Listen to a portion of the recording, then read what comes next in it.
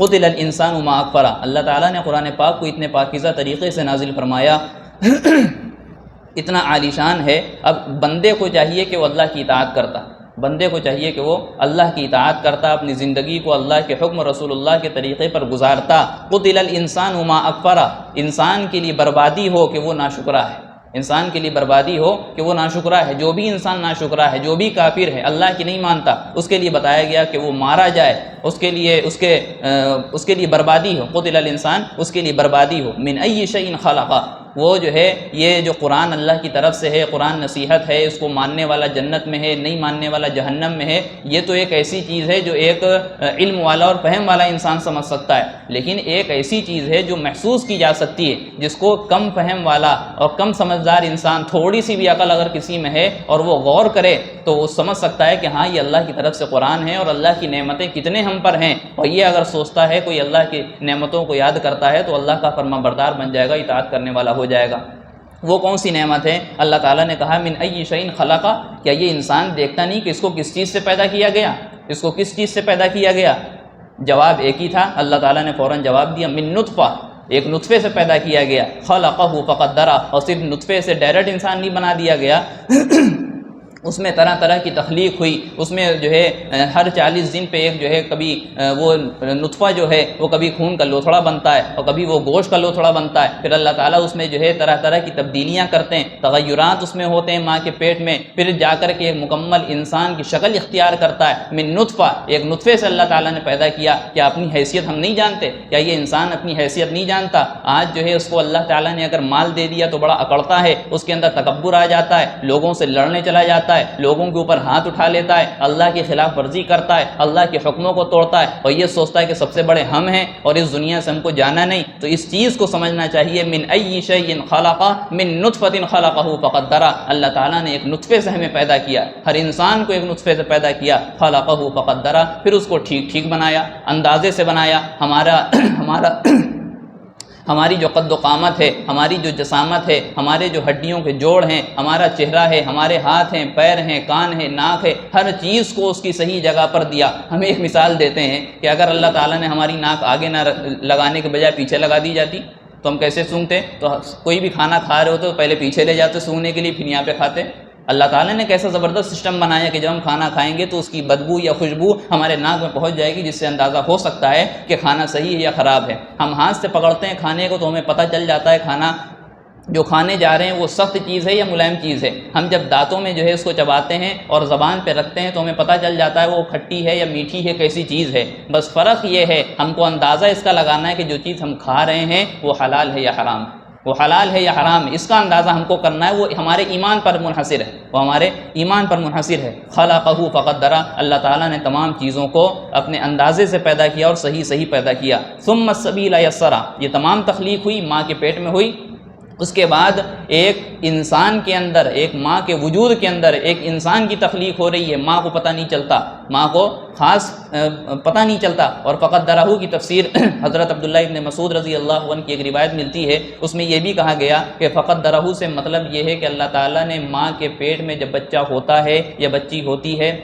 اس کے تعلق سے 4 چیزیں اللہ تعالیٰ فرشتے کو بھیج کر کے لکھوا دیتے ہیں۔ کیا چیزیں؟ سب سے پہلی چیز کہ یہ کیسے اور کیا کیا کام کرے گا، اس کے عمل کیسا ہوگا، کیسا کام کرے گا اور کیا کیا کام کرے گا۔ دوسری چیز اس کی عمر کتنی ہوگی، اس کی عمر کتنی ہوگی، اور اسی طریقے سے تیسری چیز جو ہوتی ہے یہ کھائے گا کہاں سے، یہ اس کو روزی کتنی ملے گی پوری عمر میں، ہم جو کھا رہے ہیں صبح شام، یہ سب ہمارے ماں کے پیٹ میں جب ہم لوگ تھے تب لکھا جا چکا ہے۔ یہ تو آج ہم پریشان ہیں کہ وہاں چلے جائیں وہاں چلے جائیں، یہ اسباب ہیں، اختیار کرنا ٹھیک ہے، لیکن یہ سب چیزیں لکھی جا چکی ہیں۔ مقدر سے زیادہ کسی کو مل نہیں سکتا، مقدر سے زیادہ کسی کو نہیں مل سکتا ہے۔ لہٰذا تیسری چیز کیا کہ اس کو روزی کہاں سے ملے گی، اور چوتھی چیز جو لکھی جاتی ہے وہ تقدیر میں وہ یہ لکھی جاتی ہے کہ یہ نیک انسان ہوگا یا برا انسان ہوگا۔ یہ 4 چیزیں پہلے سے لکھی جا چکی ہیں، فقدرہ کی تفسیر یہ بھی لکھی گئی ہے۔ ثم السبیل یسرہ، پھر ماں کے پیٹ سے اس دنیا میں اس کا وجود ہونا، اس دنیا میں اس کو آنا ہے، لہٰذا جو راستہ ہے وہ بڑا تنگ ہے۔ اللہ تعالیٰ نے اس ماں کے ذرا سے پیٹ میں ایک مکمل انسان کی تخلیق فرمائی، یہ اللہ کا کرم ہے۔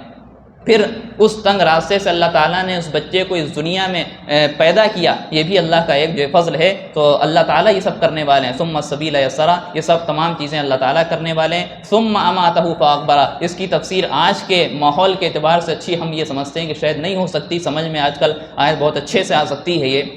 ثم اماتہ فاقبرہ، پھر اللہ تعالیٰ نے، ایک تو یہ ابتدا ہوئی، انسان کے ابتدا کہاں سے ہوتی ہے؟ اس کے ماں کے پیٹ سے ہوتی ہے، تو یہاں پہ اس کا تذکرہ ہو گیا۔ انتہا کہاں ہوتی ہے؟ اس کی موت اور قبر پر ہوتی ہے، اب انتہا کا تذکرہ۔ ثم اماتہ فاقبرہ، پھر اللہ تعالیٰ نے اس انسان کو موت دی اور پھر قبر میں اتارا۔ ابھی ہم نے جو ہے ویڈیو دیکھی یا اس کی خبریں ہم نے سنی لیبیا کی، وہاں جو ہے طوفان آیا، آندھی اور طوفان اور بارش، سیلاب، طرح طرح کے اللہ تعالیٰ کے عذابات آئے، اللہ ہم سب کی حفاظت فرمائے۔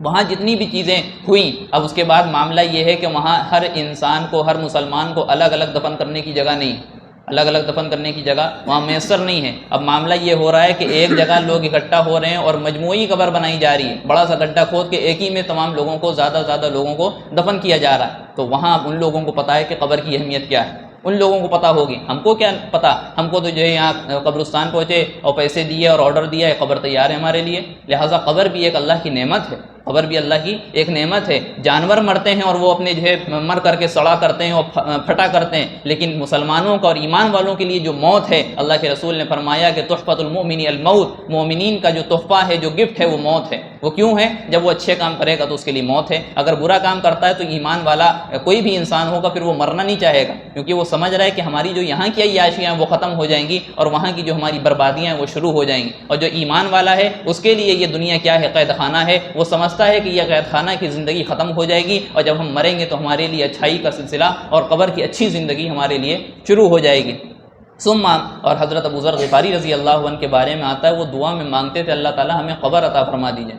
ہم نے سے کسی نے دعا مانگی، ہم سوچتے بھی نہیں اس چیز کے بارے میں، اللہ تعالیٰ ہمیں قبر عطا فرما دیجیے، اللہ تعالیٰ ہمیں کفن نصیب فرما دیجیے۔ کفن سب کو نصیب نہیں ہوتا، یہ تو اللہ کا اکرام ہے کہ جب مسلمان مرتا ہے تو اس کو نہلایا جاتا ہے، اس کو اچھے اور صاف شفاف کپڑے پہنائے جاتے ہیں، وہ اس کو جو ہے خزانے کی طرح زمین میں دفنایا جاتا ہے۔ یہ اللہ کا فضل ہے کہ ایمان والوں کے ساتھ اتنا معاملہ کیا، لہٰذا ہم کو دعا کرنا چاہیے کہ اللہ تعالیٰ ہمارے عذابات سے اور حادثات سے حفاظت فرمائے۔ آگے فرمایا ثم اذا شاء انشرہ، جب بھی اللہ تعالیٰ چاہے گا، یعنی قیامت جب بھی برپا ہوگی تو اللہ تعالیٰ اس کو پھر سے وہاں سے، اس قبر سے نکال لے گا۔ کلا لما یقضی ما امرہ، ہرگز نہیں، ابھی تک کہ انسان کو جو حکم دیا تھا ابھی تک کہ اس نے وہ کام پورا نہیں کیا، یعنی جتنے احکام ہم کو ملے تھے، انسان کو ملے تھے، وہ تمام احکام ہم سے پورے نہیں ہو رہے ہیں، ایک انسان سے یہ کام نہیں ہو رہے ہیں جو اس کو حکم ملا تھا۔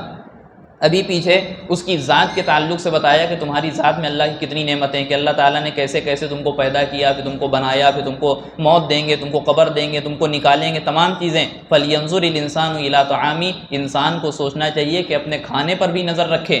اب ہم زندگی میں جب کوئی بچہ آتا ہے تو اس کے کھانے کے لیے، اس کی زندگی گزارنے کے لیے کھانے پینے کی چیزیں ضروری ہیں، کھانے پینے کی چیزیں ضروری ہیں۔ تو اللہ تعالیٰ کہہ رہے ہیں کہ اللہ کی بات ماننے کے لیے، اللہ کی اطاعت کرنے کے لیے اس کو چاہیے کہ اپنے کھانے پینے پر غور کرے۔ فَلْيَنظُرِ الْإِنسَانُ إِلَىٰ طَعَامِهِ أَنَّا صَبَبْنَا الْمَاءَ صَبًّا، ہم نے آسمانوں سے کس طریقے سے اونچے آسمانوں سے موسلا دھار بارش فرمائی۔ بارش کتنی قیمتی چیز ہے، پہلے بات آ چکی ہے۔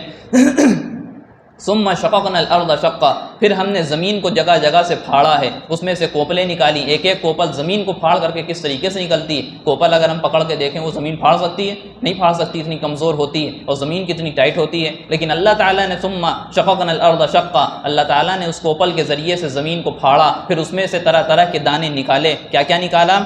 ثم شققنا الارض شقا فانبتنا فيها حبا، پھر ہم نے اس میں سے، اللہ کہہ رہے ہیں، غلہ نکالا۔ اس چیز کو غور کرو اے انسانوں۔ وعنبا وقضبا، وعنبا وقضبا، اور ہم نے جو ہے انگور اگائے اور باقاعدہ طور پر ترکاریاں اگائیں، ہری بھری سبزیاں اگائیں۔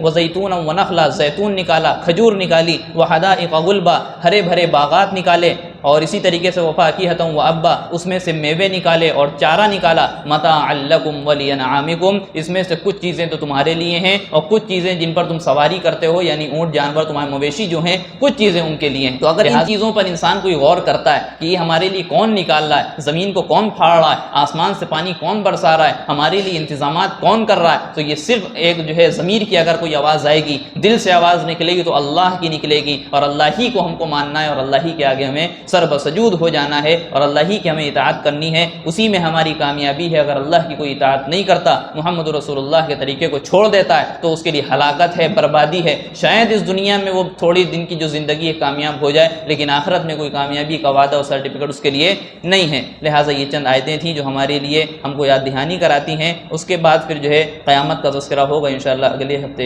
باتیں آئیں گی۔ اللہ تعالیٰ سے دعا ہے کہ اللہ تعالیٰ ہم سب کو کہنے سننے زیادہ عمل کی توفیق عطا فرمائے۔ آمین وآخر دعوانا ان الحمدللہ رب العالمین۔ ویڈیو اگر اچھی لگی ہو تو لائک کریں، شیئر کریں اور چینل کو سبسکرائب کرنا نہ بھولیں، اور ساتھ ہی ساتھ بیل آئیکن کو پریس کریں تاکہ نئی ویڈیو کی نوٹیفیکیشن آپ کو ملتی رہے۔